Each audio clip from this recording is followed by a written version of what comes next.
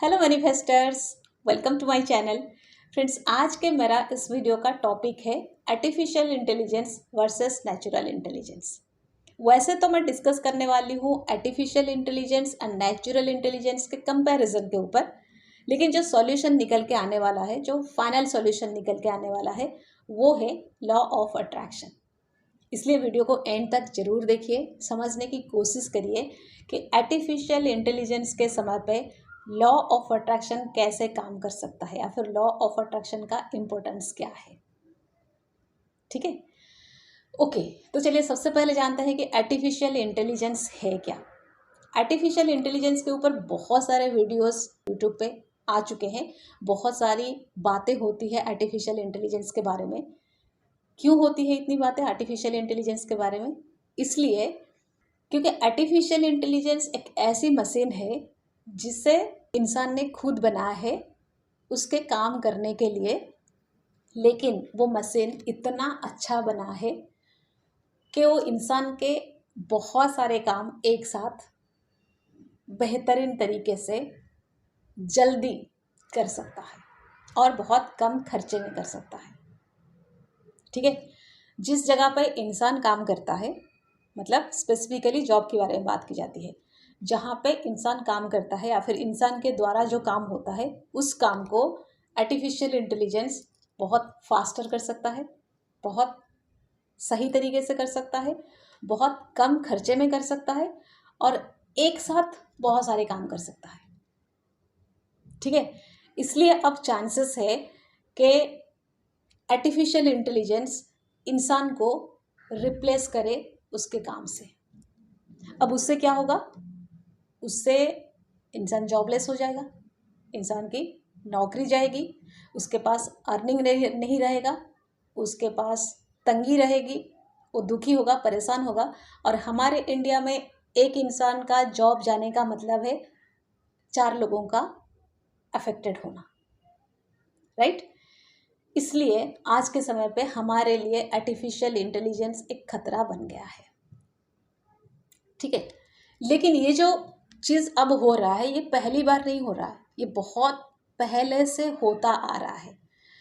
क्योंकि ये बहुत धीरे धीरे धीरे हो रहा है, बहुत कम लोगों को अफेक्ट कर रहा था पहले, तो इतना इंसान का ध्यान नहीं गया उस तरफ।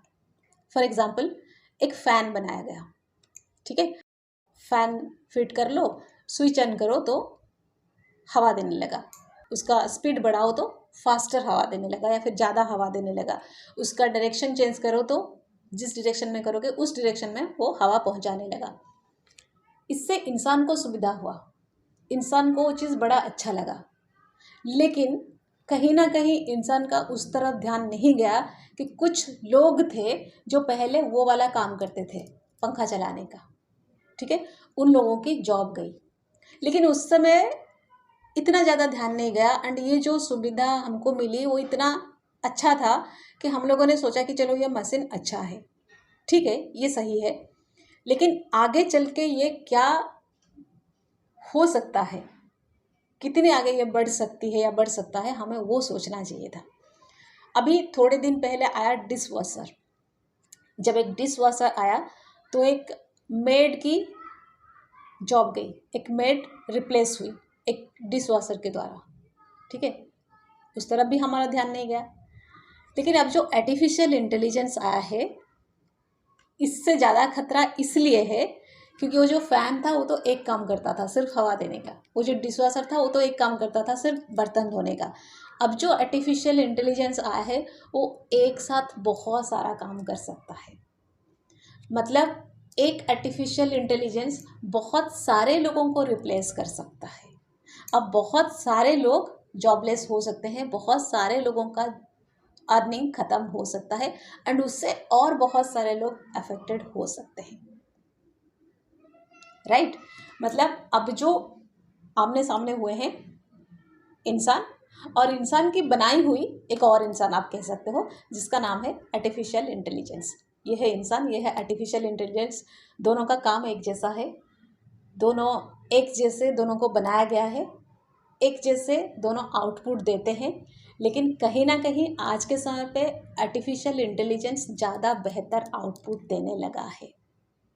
ठीक है, तो अब हम डिस्कस करेंगे ये जो दोनों है, इंसान और आर्टिफिशियल इंटेलिजेंस, इन दोनों में स्ट्रॉन्ग कौन है, इन दोनों में पावरफुल कौन है, इन दोनों में कौन जीतने वाला है एंड कैसे। वैसे तो हम चाहेंगे कि इंसान जीत जाए, क्योंकि अगर इंसान हार जाता है तो सब कुछ ख़त्म हो जाएगा।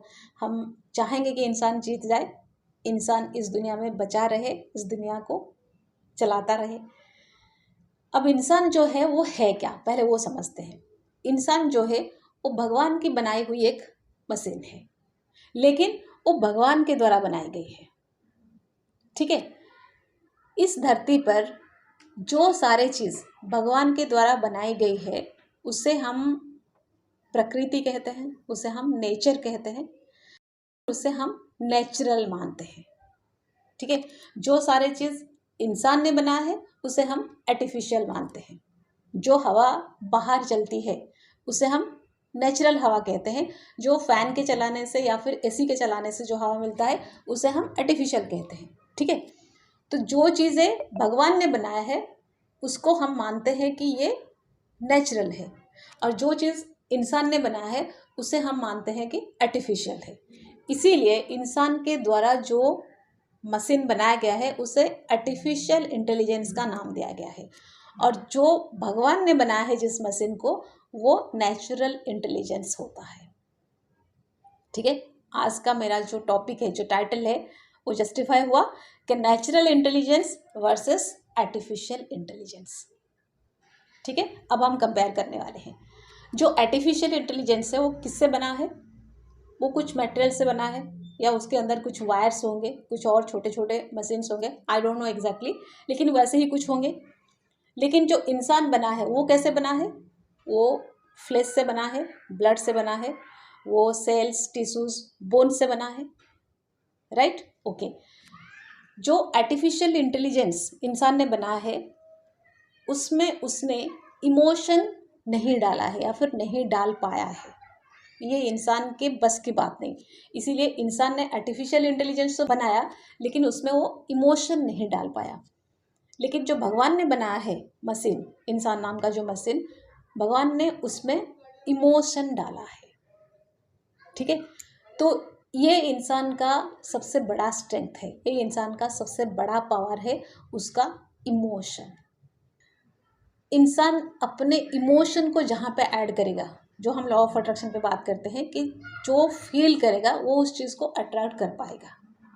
राइट, इंसान जो है, जैसे मैंने कहा कि वो भी एक मशीन है, यहाँ पर वो मशीन है that is called brain.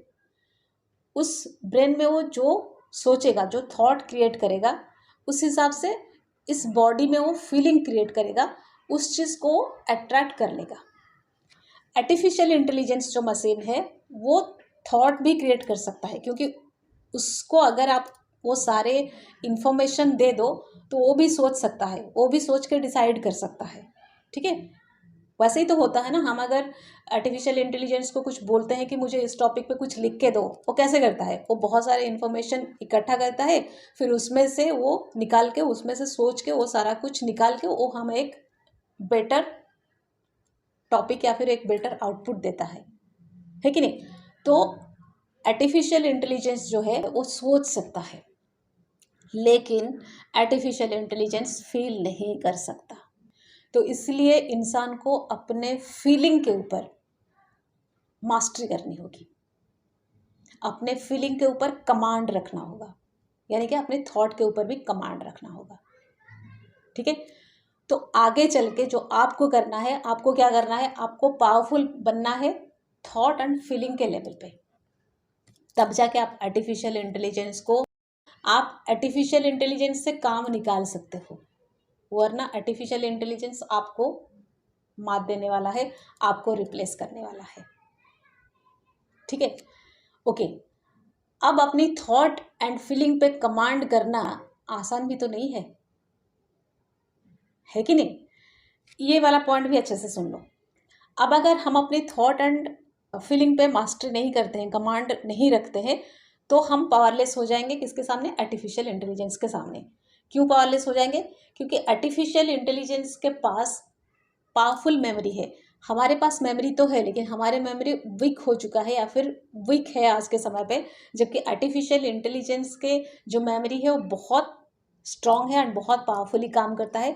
And उस मेमोरी के बेस पे वो सब कुछ कर सकता है। बस उसके पास जो इन्फॉर्मेशन है, जो डाटा है, उसके बेस पे वो सब कुछ कर सकता है। वो डाटा, वो इन्फॉर्मेशन उसके लिए मेमोरी है। ठीक है। अब आर्टिफिशियल इंटेलिजेंस को वो जो डाटा, वो जो इंफॉर्मेशन प्रोवाइड करने वाला है कौन? वो हम ही है।